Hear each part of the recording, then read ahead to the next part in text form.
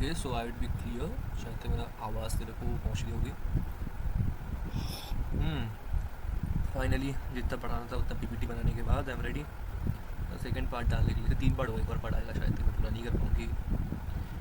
कछु always wins the rest, ठीक है ना। तो खड़गोश बनने कोई फ़ायदा है नहीं मेरे भाई, आराम से चलेंगे, समझते हुए चलेंगे तो तेरे को फ़ायदा होगा। और शायद तक मैं उस दिन ना ये वाला पार्ट एनसीईआरटी पढ़ना भूल गया हूँ, रुक पढ़ देता हूँ। देख प्रोकैरियोट के अंदर होता है 15 mm और 20 mm का राइबोसोम। ये क्या हो गया? और वो जो सब यूनिट होता है ना, सब यूनिट इट इज़ 80s नहीं 70s होता है। ऐसे 50 और 30 ऐड मत कर देना, यू विल बी डम रॉन्ग। ये तो 70s आ रहे हैं, 50s का 2 सब यूनिट है, 50 30 ऐड मत कर देना भाई, वो गलत कहलाता है। टुगेदर दे फॉर्म 70s, ठीक है ना। अब जो होता है राइबोसोम, जो होता है ribosome on the site of protein synthesis, तो पता है ये बात। राइबोसोम होता है प्रोटीन सिंथेसिस का। ये राइबोसोम पे क्या होता है? ट्रांसलेशन होता है ना। ट्रांसलेशन कब होता है? जब तेरे एमआरएनए के स्ट्रैंड के ऊपर स्मॉलर राइबोसोम को सब चिपका था, फिर चिपकने के बाद लार्जर आता था, फिर ट्रांसलेशन होता है। ट्रांसलेशन का बेसिकली क्या, एमआरएनए के strand that used to get converted into proteins, तो वही प्रोटीन सिंथेसिस, वही तो राइबोसोम होता है प्रोटीन सिंथेसिस। और अगर बहुत सारे राइबोसोम एक ही एमआरएनए के ऊपर चिपक जाए तो होता है पॉली राइबोसोम, यानी कि बहुत सारे राइबोसोम चिपके, पॉली मतलब मैनी, ठीक है ना। अब जरा inclusion bodies, what are inclusion bodies? अगर प्रोकैरियोटिक को अगर खाना स्टोर करना हो तो कैसे स्टोर करेगा? तो स्टोर हाउस है नहीं हमारी तरफ, तो भाई के पास है इंक्लूजन बॉडीज, ठीक है ना। एक रिजर्व मटेरियल जो भी होता है प्रोकैरियोट में, stored in cytoplasm in the form of inclusion bodies. जो भी तेरा रिजर्व खाना होगा वो इसके अंदर स्टोर होगा, साइटोप्लाज्म के अंदर। तो ऑब्वियसली अब ये प्रोकैरियोटिक है, so they don't have a membrane bound organ, ठीक है, दे लाइव फ्री। और एग्जाम्पल कौन से phosphate granules, cyanophycin granules, glycogen granules etcetera, ठीक है। ये पूरा कर लो। गैस वैक्यूल का एक एग्जाम्पल याद करके ना, कि गैस वैक्यूल जो होता है वो बेसिकली बीजीए में पाया जाता है, blue green and purple green photosynthetic bacteria, ठीक है। इसको याद कर लेना भाई ध्यान से, कि तेरा जो होता है तेरा gas vacuole is found in तेरा blue green and purple green photosynthetic bacteria, ठीक है ना। अब आते हैं यूकैरियोटिक सेल्स के अंदर, के खुलिया में सर यूकैरियोटिक सेल्स के अंदर। यूकैरियोटिक सेल्स क्या थे? यूकैरियोटिक सेल्स थे भाई थोड़ा विकसित प्रकृति के सेल, जिसके अंदर मेम्ब्रेन पाया था। तो मैं वही लिखूँगा कौन से मेंबर होंगे। अब देख प्रोकैरियोट के अंदर बस एक ही किंगडम आता था, वो था किंगडम मोनेरा, यानी कि बैक्टीरिया वाले जो ग्रुप था। अब इसमें कौन से आएंगे? इसमें तेरा आएगा आप लोग को जेट मार कर लेंगे हम लोग, कहाँ से आते जेट मार कर? यहाँ से याद है हमें जेट मार कौन से थे? Protista, fungi, plant and animal, ठीक है ना। तो अब यहाँ पे होता है एक्सटेंसिव कंपार्टमेंटलाइजेशन, यानी कि हमारे सेल के अंदर हर एक काम के लिए अपना अपना जगह बनाया है, यानी कि ट्रांसक्रिप्शन करने के लिए अपना जगह होगा, ट्रांसलेशन करने के लिए अपना जगह होगा, सब कुछ करने के लिए अपना जगह होता है, ठीक है ना। ये लिखा है एक्सटेंसिव कंपार्टमेंटलाइजेशन। हमारे पास मेम्ब्रेन बाउंड होता है, हमारे पे जो भी सेल होते हैं सबके अराउंड में एक मेम्ब्रेन होता है, उसका नाम है प्लाज्मा मेम्ब्रेन। हमारे अंदर होता है कॉम्प्लेक्स लोकोमोटरी स्ट्रक्चर, यानी कि चलने फिरने के लिए हमारे पास जैसे सिलिया, फ्लैजिला, सेंट्रियोल, ये जो भी है ये सब कुछ चलने और फिरने के लिए ही रिस्पॉन्सिबल है, कॉम्प्लेक्स लोकोमोटरी स्ट्रक्चर्स। हमारे अंदर जेनेटिक मटेरियल है, यानी कि डीएनए, जीन ऑर्गेनाइज्ड रहता है इन क्रोमोसोम। जबकि प्रोकैरियोट के अंदर तो तुमने पढ़ा होगा, तो प्रोकैरियोट के अंदर जो डीएनए मटेरियल था it used to be naked, ठीक है।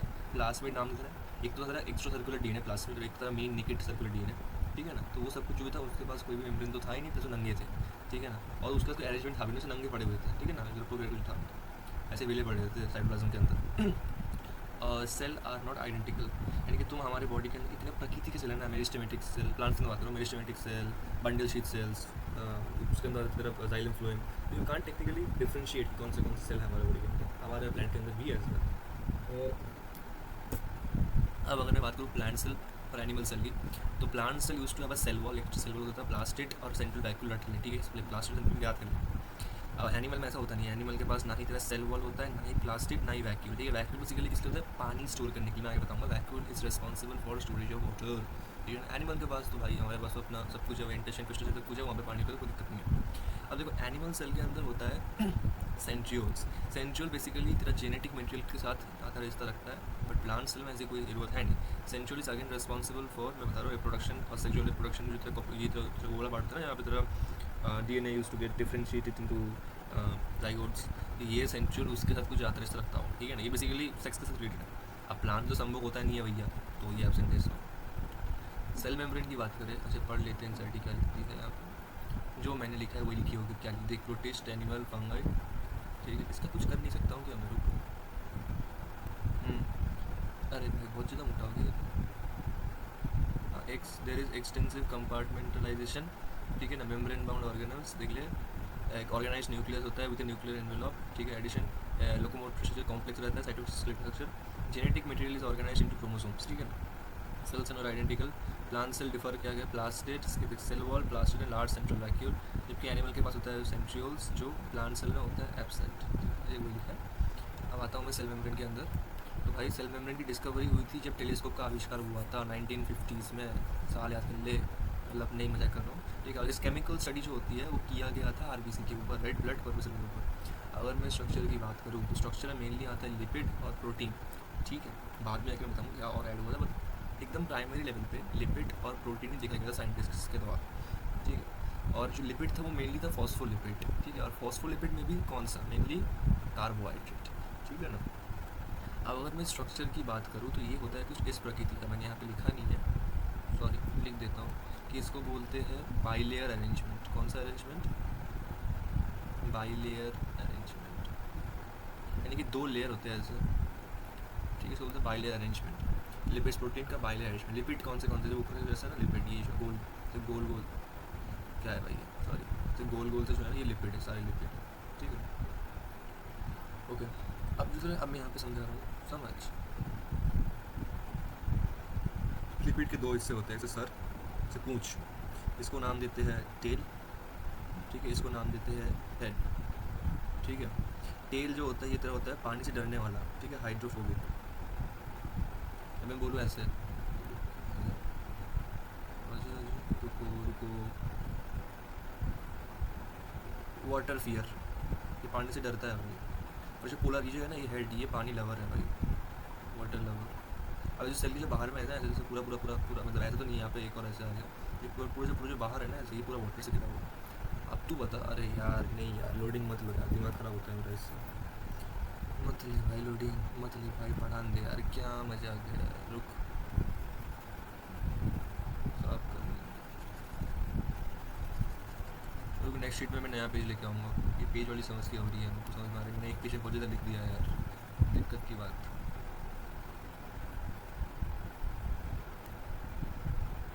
सॉरी वन नोट, आप हैंग मत कीजिए, दिक्कत हो जाएगा मेरे को बहुत ज़्यादा। हाँ ये लोडिंग लेगा अभी, रुक आ गया। हाँ तो कहाँ पे थे हम, तो यहाँ पे।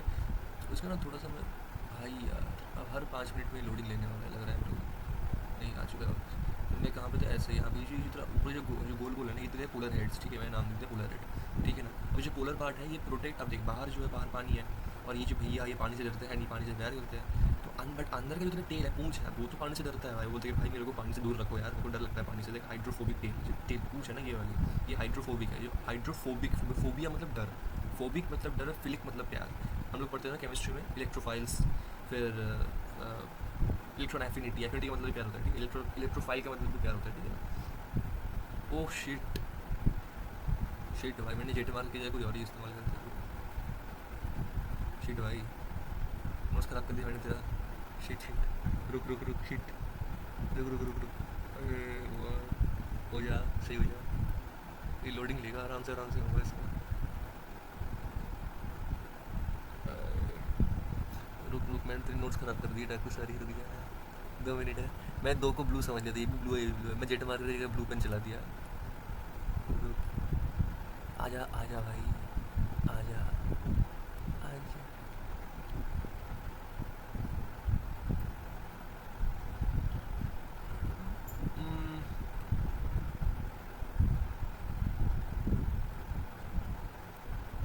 हो गया, डन डन डन, रुक अब मैं लूँगा ये वाला, ये अरे यार बस हो गया था लोडिंग, लुक सही कर दिया मैंने, थोड़ा स्लाइडर हो जाए यार, ये नहीं मानेगा, हट छोड़, ये थोड़ा हाइड्रोफोबिक अरे क्या हो जाएगा, क्यों अब आया, अरे नहीं आ रहा, what the hell is happening guys, रुको लोडिंग क्यों ले रहा है बीच बीच में, रुक जा, वो देखने दे, शायद तो मैंने फुल स्क्रीन किया हुआ इसके लिए, हाँ मैंने फुल स्क्रीन किया था इसलिए दिक्कत, इसलिए ये रेंडर ही नहीं कर पाया भाई इतना, अब रेंडर कर रहा है, आप सही है भाई। हाँ तो मैं कहाँ था, सॉरी टेक्निकल इशू, इसमें मेरी कोई गलती नहीं है यार, ठीक है, हम थे पोलर हेड में, तो ठीक है, बाहरी जो हिस्सा है ना गोल गोल से, ये तेरे पानी से प्यार करने वाला, अंदर जो है टेल है वो मुझे डरते हैं पानी से, तो अंदर देख सेल के अंदर तो पानी होगा नहीं, अगर सेल के अंदर पानी होता तो हम फूल के फट जाते हैं, ये तो पॉसिबल है नहीं। बट सेल के बाहर साइटोप्लाज्म तो पानी है, ठीक है ना, साइटोप्लाज्म तो 90% पानी होता है। तो अब जो अंदर जो टेल है इसको बचाने के लिए बाहर का पोलर ढाल की तरह करना पड़ेगा, बोलिए भाई तू तेरे को मेरे से प्यार है, तू मेरे से चिपक, बट मेरे अंदर जो पूछ है उसको मत टच करना भाई, मैं अम्मा बहन पे जाऊँगा। तो जो बाहर का जो पोलर हेड है ये प्रोटेक्ट करता है किससे, पानी से, ठीक है, पानी से बचाता है, प्रोटेक्ट फ्रॉम एक्वास एनवायरनमेंट। और एक टेल है हाइड्रोफोबिक टेल है, इनर पार्ट में देखिए नॉन पोलर है ना, नॉन पोलर तो पानी से तो बचना पड़ेगा, पानी से बचने का एक ही रास्ता है कि अंदर रहो भाई, क्योंकि बाहर तो भाई हमारे पोलर हेड्स है तो बचा लेंगे पानी से, ये जो बाहर मैंने जो दिखाया ना कि पानी है, ठीक है। सवाल ये बड़े बड़े से ये होता है प्रोटीन, लिखा लिपिड प्लस प्रोटीन। अब देख दो प्रकृति के प्रोटीन हो सकते हैं, बताऊँ मुझे, इसमें मैं आता हूँ थोड़ा सा बात, ठीक है, अब बता देता हूँ मुझे। देख protein can be of two types, एक होता है इंटीग्रल प्रोटीन, एक होता है पेरिफेरल प्रोटीन, ठीक है ना। जैसे जो इंटीग्रल प्रोटीन होता है वो फॉर दो काइंड का होता है इंटीग्रल प्रोटीन ऐसा जो पूरा का पूरा धसा हुआ होगा सेल मेम्ब्रेन के अंदर, और एक तो ऐसा जो आधा धसा हुआ होगा, हाफ, ये पूरा धसा नहीं है ना, पार्शियली ब्यूरीड, ठीक है ना। और पेरिफेरल प्रोटीन पता है क्या होता है, जो साइड में होते हैं, जैसे कवरिंग के ऊपर होते हैं, मैं बोलूँ सरफेस के ऊपर होते हैं, ठीक है, ऐसा समझ सकते हैं, क्योंकि सरफेस के ऊपर हुआ तो पेरिफेरल, पेरिफेरल का मतलब है पेरीफेरी, पेरीफेरी यानी कि सरफेस, समझ सकते हैं।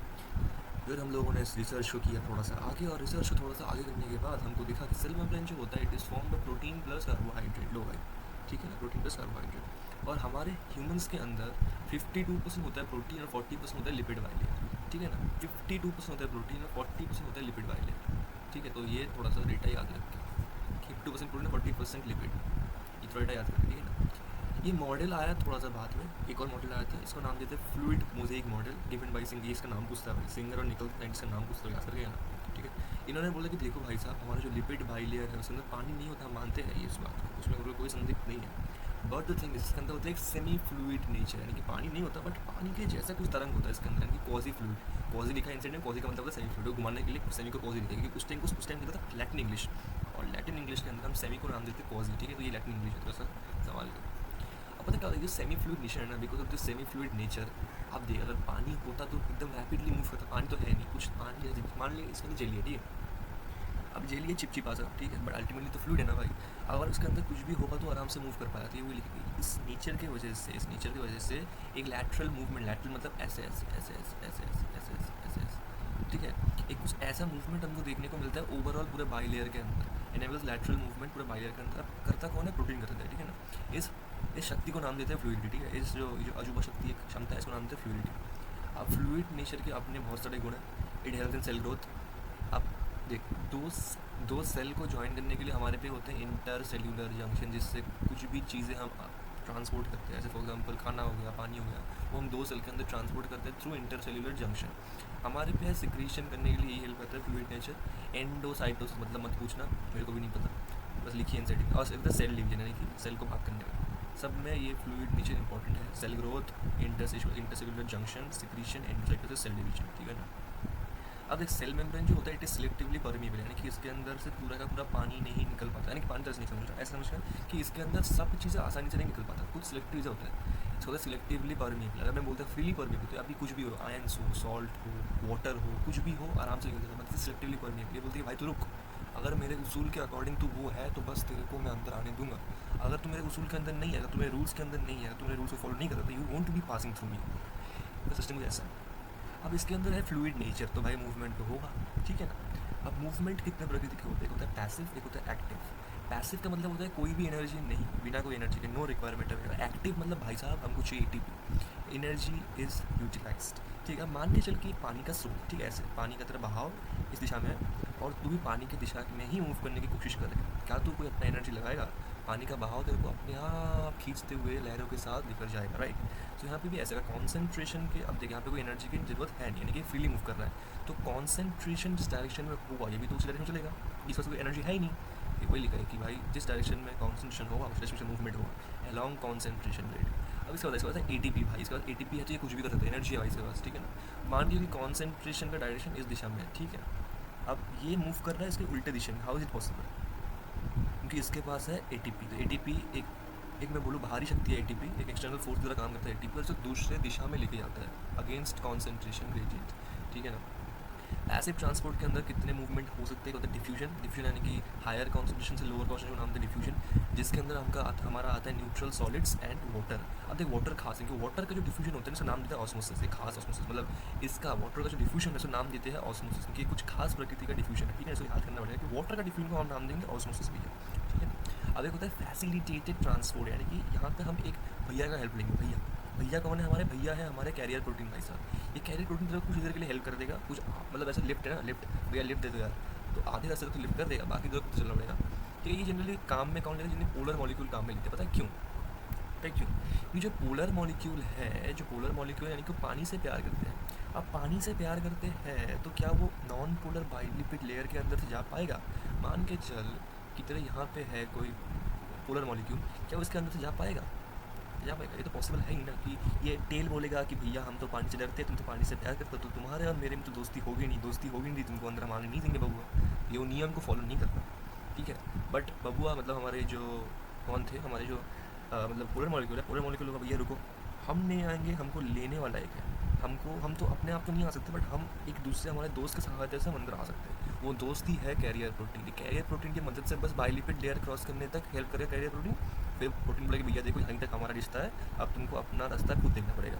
तो वही लिखा है कि polar molecule can not pass through non polar bilipid layer, तो वो हेल्प लेते हैं किसी प्रोटीन मॉलिक्यूल से, ठीक है ना।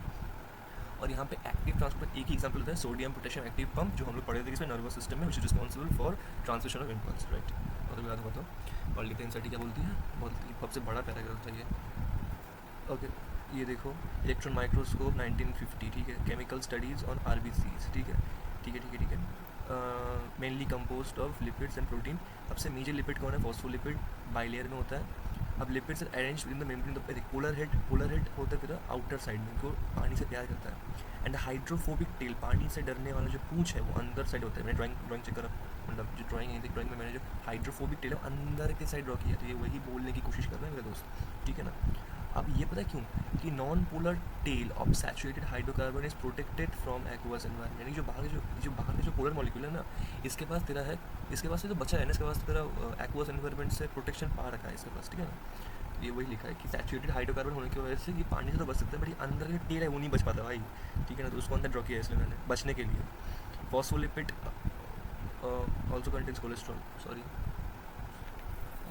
क्या है, मैं कंटेंट कैसे भूल रहा हूँ, बूढ़ा हो रहा हूँ मैं, सॉरी। मेनली कोलेस्ट्रॉल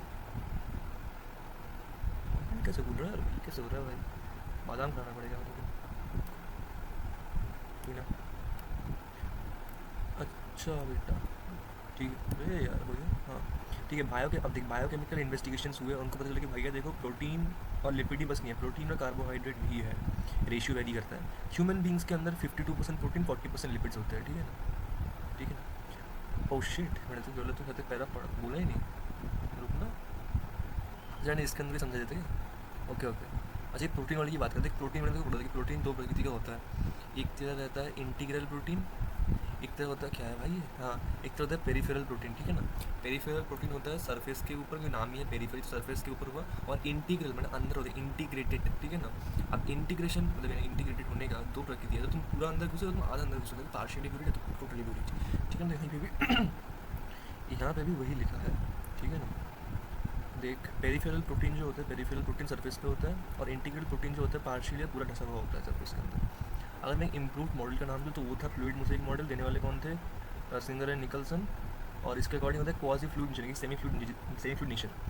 इसकी वजह से होता है, इसकी वजह से होता है कि लैटरल मूवमेंट इज पॉसिबल, कि भाई फ्लूइड है, और इस प्रॉपर्टी को नाम था फ्लूइडिटी, ठीक है ना।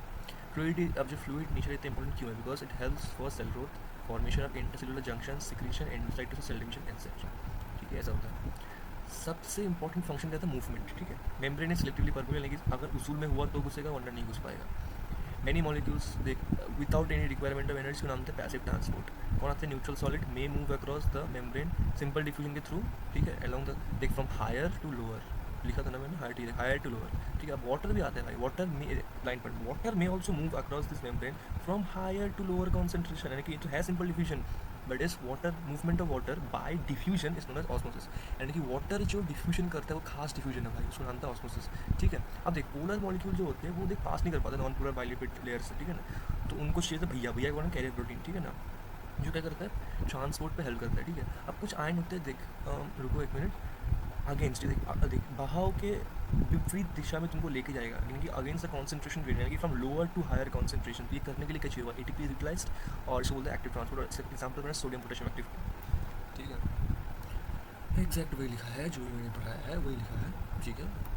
खत्म करते हैं। नॉन अधिक सेल वॉल जो होता है मरा हुआ होता है, नॉन लिविंग होता है, ठीक है। फंक्शन क्या होता है, एक शेप देगा तुम्हें, तुमको बचा के रखेगा, protect cell from mechanical damage and infection बचा के रखेगा। एक सेल वॉल होने का सबसे मेन बात है कि भैया तुम दूसरे सेल के साथ कनेक्ट करने में तुमको आसानी होगी, ठीक है। अब देख यंग सेल्स होते हैं ना, तुम बच्चे का सेल, मान लीजिए बच्चे का सेल है, बच्चे का सेल तो प्राइमरी सेल, ठीक है, ठीक है। अब जो प्राइमरी सेल है वो तो बढ़ेगा भाई, बढ़ेगा। मान लीजिए बच्चा है, छोटे बच्चा है, ठीक है, बच्चा हुआ, ठीक है। उस बच्चे के अंदर जन्म के टाइम मुझे सेल होगा, उसको नाम दूंगा प्राइमरी सेल। तो बच्चा बड़ा हो रहा है, यानी कि ग्रोथ हो रहा है, यानी ग्रोथ में फैक्टराइज होना है प्राइमरी सेल, ठीक है। अब देख जब बच्चा बड़ा हो रहा है ना, तो जो प्राइमरी सेल का साइज थोड़ा सा कम हो रहा है, कम हो रहा है, कम हो रहा है, कम हो रहा है। कम होने के बाद एक पर्टिकुलर एज तक पहुंचने के बाद हो गया सेकेंडरी सेल वॉल, ठीक है। सेकेंड, अब वो जो प्राइमरी था got convert into secondary cell wall एक पर्टिकुलर टाइम के बाद। अब जो प्राइमरी सेल होता है ये बेसिकली थोड़ा सेल के अंदर, मतलब थोड़ा बॉडी के थोड़ा सा इनर पार्ट्स में होता है। बेसिकली देख तेरे बच्चे नहीं हो कि भाई सेल वॉल से यूनिक कैरेक्टरिस्टिक ऑफ प्लांट्स, ठीक है। तेरा बच्चा प्लांट तो हुआ नहीं, एनिमल हुआ, ठीक है। सो बस एग्जाम्पल के लिए बोला तेरे को मैंने, दिल पे मत लेना, ठीक है ना। अब होता है एल्गी का सेल हुआ, इसका मतलब रट्टा मारना पड़ेगा भाई, कुछ नहीं कर सकते, रट्टा मार, दोनों ही रट्टे मार के चलो भाई, कुछ नहीं कर सकते भाई, आई कांट हेल्प, कुछ नहीं कर सकता भाई, कुछ नहीं कर सकता, sorry. Cellulose, galactan, mannan, calcium carbonate, ठीक है ना। अब एक cellulose common in both, cellulose इसमें भी है, सेल्यूलोज इसमें भी है, तो ऐसे अब से सेल्यूलोज हेमी सेल्यूलोज, ठीक है, पेक्टिन और प्रोटीन्स, ठीक है ना। ये सब पता नहीं कैसे, बट यार रट्टा मारना पड़ेगा, कुछ नहीं कर सकता। देखो दो सेल के अंदर कनेक्शन बनाना है ना, कनेक्शन जॉइंट कनेक्शन बनाना है, तो कनेक्शन बनाने वाला जो माल है उसको नाम देंगे मिडिल लैमिला, ठीक है ना। अब जो मिडिल लैमिला है, middle lamella is formed of calcium pectate, ठीक है ना। अब देखो मिडिल लैमिला तो दोनों सेल को ज्वाइन कर देगा, बट दोनों सेल का साइटोप्लाज्म है ना, वो ज्वाइन करता है प्लाज्मोडेस्माटा, ठीक है ना। सेल को ज्वाइन करता है मिडिल लैमिना, सेल के साइटोप्लाज्म को ज्वाइन कराता है प्लाज्मोडेस्माटा। देख connect cytoplasm, sorry connect cytoplasm of neighbouring cell. और जो मिडिल लैमिना है ये क्या करता है, होल्ड्स और ग्लूज, देख ग्लूज पक रखता है नेबरिंग सेल्स टुगेदर, लेते हैं, ठीक है। देखिए नॉन लिविंग थोड़ा बड़ा कर देता आपके सहायता के लिए। The cell wall gives shape to the cell, protects the cell from mechanical damage and infection, cell to cell interaction, provides barrier, ये नहीं लिखा मैंने, याद ऐड कर लेना, रट्टा होना पड़ेगा। एल्गी में होता है cell wall made up with cellulose, galactan, mannan and minerals like calcium carbonate, CGMC ऐसा, cellulose, galactan, mannan and calcium carbonate. जबकि प्लांट में होता है cellulose, hemicellulose, pectin, protein etcetera. देख सेल का जो यंग सेल होता है, यंग सेल, इसका मतलब प्राइमरी वॉल जो ग्रोथ में एसिलेट करता है, ठीक है ना। बट विद टाइम छोटा होता है, जो प्राइमरी वॉल था वो छोटा हो रहा है, छोटा हो रहा है, छोटा हो रहा है, छोटा छोटा होता है, डिमिनिशेस। और मैच्योर, जब सेल मैच्योर अप होगा तो वो कन्वर्ट होगा primary wall into secondary wall, ठीक है ना। जो ग्रो करता है कहाँ, इनर साइड में, सेल के अंदर ग्रो करता है, ठीक है। अब एक मिडिल लैमिना क्या होता है, ये एक लेयर है किसी का, कैल्शियम पेक्टेट का, जो बेसिकली चिपक के रखता है, यानी कि दोनों सेल को पकड़ के रखेगा भाई, फेविक्विक है भाई ये सेल का। देख नेबरिंग सेल होल्ड्स और glues the neighbouring cell together, ठीक है ना। और एक cell wall and middle lamina के बीच में आता है ट्रावर्स, मतलब बीच में आता है प्लाज्मोडेस्माटा जो साइटोप्लाज्म को कनेक्ट करता है। तो एक सेल को कनेक्ट करने वाला कौन है, हाँ सेल को कनेक्ट करने वाला है हमारा मिडिल लैमिना, बट सेल का जो साइटोप्लाज्म है उसको कनेक्ट करने वाला कौन, प्लाज्मोडेस्माटा, यस करेक्ट। हाँ तो हम कौन हैं, एंडोमेम्ब्रेन सिस्टम, ठीक है ना। आगे पढ़ते हैं, मैंने पूरी एंडोमेम्ब्रेन सिस्टम पढ़ा दिया है वैसे, बहुत ईजी है, बहुत ईजी है, बता रहा हूँ बहुत ईजी। कहाँ लिखा यार, कहाँ लिखा भाई, हाँ यहाँ पे। अब मैंने पूरा खत्म करके मैं फिर एनसीईआरटी रीडिंग होगी, बहुत ईजी है, ठीक है ना। एक एंडोमेम्ब्रेन सिस्टम, इसके अंदर होते हैं बहुत सारे डिफरेंट ऑर्गेनल, सबका स्ट्रक्चर डिफरेंट है बट फंक्शन भी डिफरेंट। तो बोले बीएफएस सिस्टम क्यों है, क्योंकि सबका जो काम है ना वो एक दूसरे से रिलेटेड है, यानी कि अगर तू भागेगा तो मैं तेरे लिए पानी लेके आऊँगा, ठीक है ना। यानी कि फंक्शन जो है कोऑर्डिनेटेड है, ठीक है ना, कोऑर्डिनेटेड, ठीक है। That's why the work as endomembrane system, ठीक है। मेंबर्स कौन से याद करने हैं, गर्ल वी, ठीक है, मैं ऐसे याद करता हूँ, girl G for Golgi complex, E R for endoplasmic reticulum, L for lysosome, V for vacuole, ठीक है, गर्ल वी, ठीक है। इसमें कौन नहीं आता, माइटोकॉन्ड्रिया नहीं आता, क्लोरोप्लास्ट नहीं आता, पर ऑक्सीजन नहीं आता। ये बहुत साल पूछा है भाई, ये जो मैंने 2 लाइन लिखे हैं ना, ये बहुत साल पूछे सवाल एमसीक्यूज में, चेक कर लेना। सबसे पहला मेंबर कौन है भैया, ई आर, एंडोप्लाज्मिक रेटिकुलम। थोड़ा बता दूँ कि जो तेरा ई आर होता है ना, ई आर जो तेरा होता है ये न्यूक्लियस है, ठीक है। ये कौन है, न्यूक्लियस है, ठीक है ना। ये न्यूक्लियस के अगल बगल में जो होते हैं ना ऐसे, सही से कॉम्प्लेक्स नेटवर्क, यही है तेरा ई आर, ठीक है, ठीक है। उसके बाहर फिर होता है जीसी, गोल्जी कॉम्प्लेक्स। ये क्या है, ढंग से बन जाए यार, डिलीट, ठीक है ना। देख ई आर में मैंने क्या लिखा, ओहो रुक जा, मत हो हाँ, एंडोप्लाज्मिक रेटिकुलम। नेटवर्क होता है टार्नी स्ट्रक्चर का, छोटे छोटे सुरंग। अब देख ये नेटवर्क है छोटे छोटे स्ट्रक्चर को, इसका नाम है एंडोप्लाज्मिक रेटिकुलम। आपका जो ईआर है वो इंटरसेल्यूलर स्पेस को डिवाइड करता है इनटू टू पार्ट्स, खाली जगह को डिवाइड करता है two parts, one is luminal one is extra luminal. Luminal होता है एंडोप्लाज्मिक रेटिकुलम के अंदर का, और एक्स्ट्रा ल्यूमिनल होता है साइटोप्लाज्म का स्पेस, यानी कि एंडोप्लाज्मिक रेटिकुलम के बाहर का जो स्पेस होगा उसको नाम है एक्स्ट्रा ल्यूमिनल, ठीक है ना। ऐसे याद कर, मान के चल कि ऐसे तेरे अंदर का जो है दिस इज व्हाट ल्यूमिनल, बाहर का जो बाहर का था वो था एक्स्ट्रा ल्यूमिनल, ऐसे याद कर सकता है भाई। अब देख अगर ईआर के सरफेस के, अब देख ER can be of two type, rough endoplasmic reticulum, smooth endoplasmic reticulum. Basis क्या है, अगर ईआर के सरफेस के ऊपर अगर ईआर के सरफेस के ऊपर राइबोसोम हुआ, अगर ईआर के सरफेस के ऊपर राइबोसोम हुआ तो उसको नाम देंगे रफ एंडोप्लाज्मिक रेटिकुलम। क्योंकि राइबोसोम अगर ईआर के ऊपर हुआ तो वो जो रफ, वो थोड़ा सा स्मूथ था ना, रफ बन गया, क्योंकि थोड़ा थोड़ा राइबोसोम मैं बोलूँ थोड़ा सा इरेगुलरली डिस्ट्रीब्यूट हो चुका है तो वो रफ बन गया, ऐसा समझ सकता है। That's why naming it rough endoplasmic reticulum. But अगर कोई भी ईआर के ऊपर कोई भी राइबोसोम ना हो तो उसको नाम दूंगा स्मूथ एंडोप्लाज्मिक रेटिकुलम। देख no ribosome on outer surface, hence smooth, hence rough. अगर राइबोसोम हुआ तो रफ हुआ। आरईआर के जो है ना, आरईआर मतलब रफ एंडोप्लाज्मिक रेटिकुलम का काम क्या क्या है, प्रोटीन सिंथेसिस और सिक्रीशन, ठीक है ना। और एसीआर यानी कि स्मूथ एंडोप्लाज्मिक रेटिकुलम का काम क्या है, सिंथेसिस ऑफ लिपिड, ये बहुत सब लिपिड सिंथेसिस। और एनिमल्स के अंदर हमारे कुछ हार्मोन होते हैं, स्टेरॉइडल हार्मोन, वो भी ये बनाता है स्मूथ एंडोप्लाज्मिक रेटिकुलम, याद करके आना, ठीक है। RER is responsible for protein synthesis and ACR is responsible for lipid synthesis, ठीक है। और it is responsible, RER is responsible for secretion too, and smooth endoplasmic reticulum is responsible for synthesis of steroidal hormone as well, ठीक है। अब आता है lysosome. अरे GC कहाँ चला गया, जीसी नीचे होगा, जीसी गोल्जी कॉम्प्लेक्स। देने वाले साइंटिस्ट पिताश्री कमिलो गोल्गी, ठीक है ना। ये होता है बहुत ज़्यादा रंगीला, डेंसली स्टेंट, रेटिकुलर यानी कि गोल गोल गोल गोल ऐसे होता है, रेटिकुलेटेड, ठीक है ना। ये होता है न्यूक्लियस के पास। अब तो लगे भैया न्यूक्लियस के पास होता है ईआर, ये कहाँ से गया। अब मैंने मुझे ये अंदर जो गोला है ये न्यूक्लियस है, ठीक है, ये न्यूक्लियस है। देख न्यूक्लियस के अगल बगल में है एंडोप्लाज्मिक रेटिकुलम, एंडोप्लाज्मिक रेटिकुलम, हाँ ईआर, ठीक है।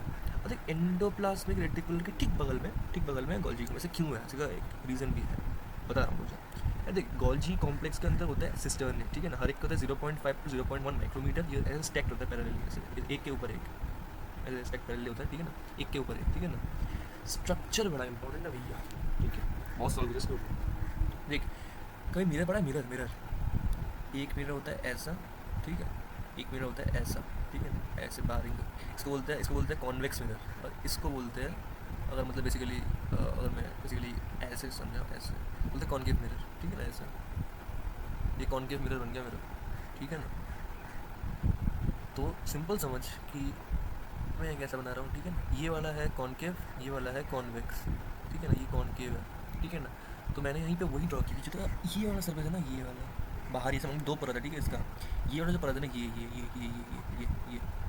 ये है कॉन्केव फेस, ठीक है ना। दिख भी रही है ये कॉन्केव है एक्चुअली में, ठीक है। कॉन्केव ऐसे तो होता है ना, तो ये कॉन्केव फेस होता है। कॉन्केव फेस का एक और नाम है ट्रांस फेस, और इसका एक और नाम है मैच्योरिंग फेस। क्यों ये नाम है बता रहा हूँ मैं। और जो ये वाला फेस है ऐसा ऐसा, तो ये चीज़ ये तरह कॉन्वेक्स मिरर से रिलेटेड है, तो कॉन्वेक्स फेस होता है सिस फेस, ठीक है ना। इसको नाम था फॉर्मिंग फेस, नाम से फॉर्मिंग और मैच्योरिंग क्यों आया इनको बता रहा हूँ, ठीक है। और ये दोनों इंटरकनेक्टेड रहता है, ऐसे इंटर बोथ आर कनेक्टेड, ठीक है ना। सर काम क्या है, काम समझ, they are responsible for packaging material, यानी कि पैकेजिंग में हेल्प करता है। पैकेजिंग में कुछ चीज़ को जो पैक करते हैं पैकेजिंग में हेल्प करता है, इनका किसके फॉर्म में, in the form of vesicles, ठीक है ना। आप समझ ईआर क्या करना होता है। ईआर देख, ईआर अगर उसके ऊपर राइबोसोम हुआ तो it is to be named as rough endoplasmic reticulum. अगर राइबोसोम नहीं हुआ तो it is to be named as smooth endoplasmic reticulum. अगर रफ एंडोप्लाज्मिक रेटिकुलम हुआ उसका मेन काम क्या था, प्रोटीन सिंथेसिस। और अगर स्मूथ हुआ तो क्या काम था, लिपिड सिंथेसिस। तो मैं मान रहा हूँ कि न्यूक्लियस के बगल में ईआर है, वो ईआर है, ठीक है ना, वो कोई प्रोटीन बना रहा है, ठीक है। वो जो प्रोटीन था ये तो मैच्योर अप नहीं हुआ, ये तो बस बन गया, ठीक है, फॉर्मेशन हुआ। अब इस प्रोटीन को ट्रांसपोर्ट करने के लिए ऐसे तो मैच्योर करके तो फिर टेस्ट करूँगा ना मैं। तो ये प्रोटीन बना बाई ईआर। अब इसके तो ठीक बगल में था ना, देखिए यहाँ पे देख रहे हैं, इसके ठीक बगल में था गोल्जी कॉम्प्लेक्स था, ठीक है ना। तो ठीक है, ईआर बना, ऐसे बना, ईआर से बन के बाहर आया। अब प्रोटीन बोले कि यार मुझे नंगा हूँ, कपड़े चाहिए, मॉडिफाई होने हैं। देखिए यार ये सामने दरवाज़ा है यार, कुछ दरवाज़ा नहीं देता है, ये तो गोल्जी भाई है। गोल्जी भाई बोल रहे हैं हाँ भाई मेरे पाओ।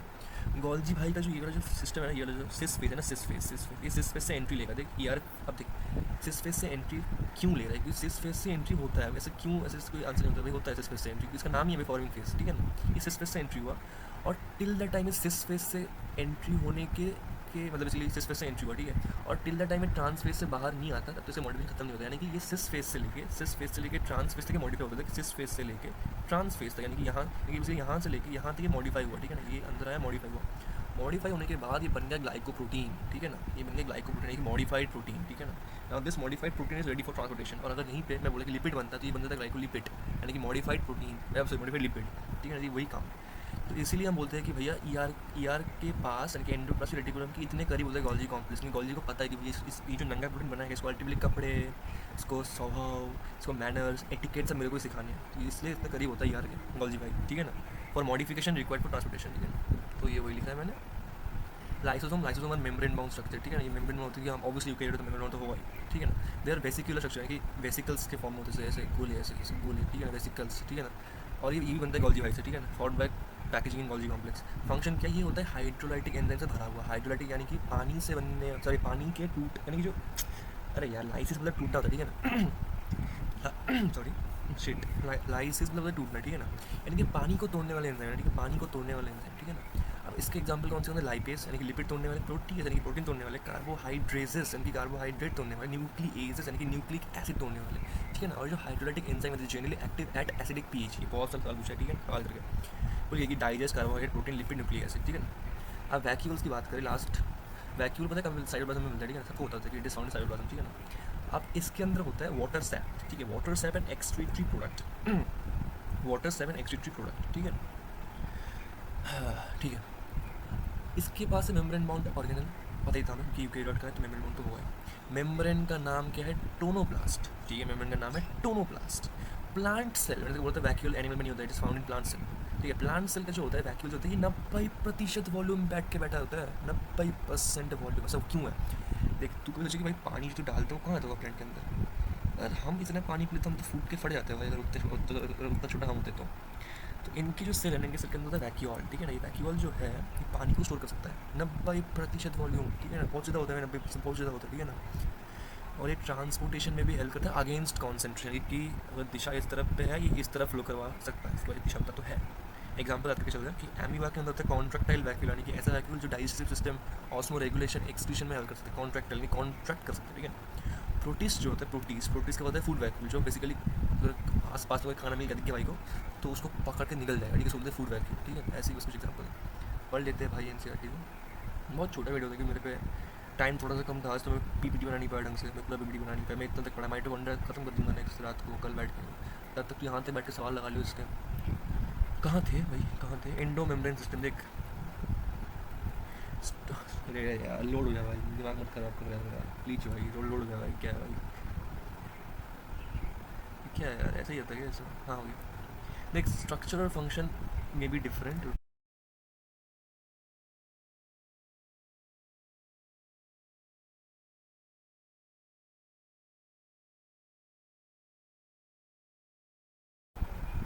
सी स्ट्रक्चर देख, एंडो मेम्ब्रेन सिस्टम का मतलब होता है कि स्ट्रक्चर और फंक्शन डिफरेंट होगा बट कंसिडर टुगेदर की फंक्शन है कोऑर्डिनेटेड। कौन से आते हैं, E R G C lysosome vacuole, ठीक है ना। Like mitochondria chloroplast peroxisome not coordinated, ठीक है ना। So we will not consider is at a part of endo membrane system, ठीक है ना।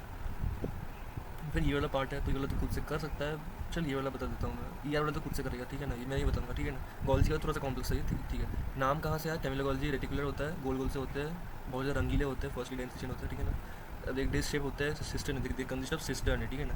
0.5 to 1 nanometre, sorry micrometre, vertically parallelly stacked, ठीक है ना। सिस्टर्न ने और क्या लिख सकता हूँ, ये देखिए होता है कॉन्वेक्सिस और कॉन्वेक्स का नाम दिया फॉर्मिंग, ये ऐसा होता है ना ऐसा, इसको नाम दिया फॉर्मिंग फेस। और कॉनकेव की ये वाला, इसको नाम दिया कॉनकेव ट्रांस मैचुरिंग फेस, ठीक है ना। Cis and trans organ different but the connective, ठीक है ना।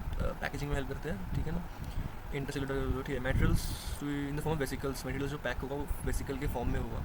ई आर फ्यूज होगा सिस फेस के साथ, अब देख करो, ई आर फ्यूज होगा सिस फेस के साथ, बोला कि ई आर बहुत ज़्यादा करीब होता है गोल्जी बॉडी के, ठीक है ना।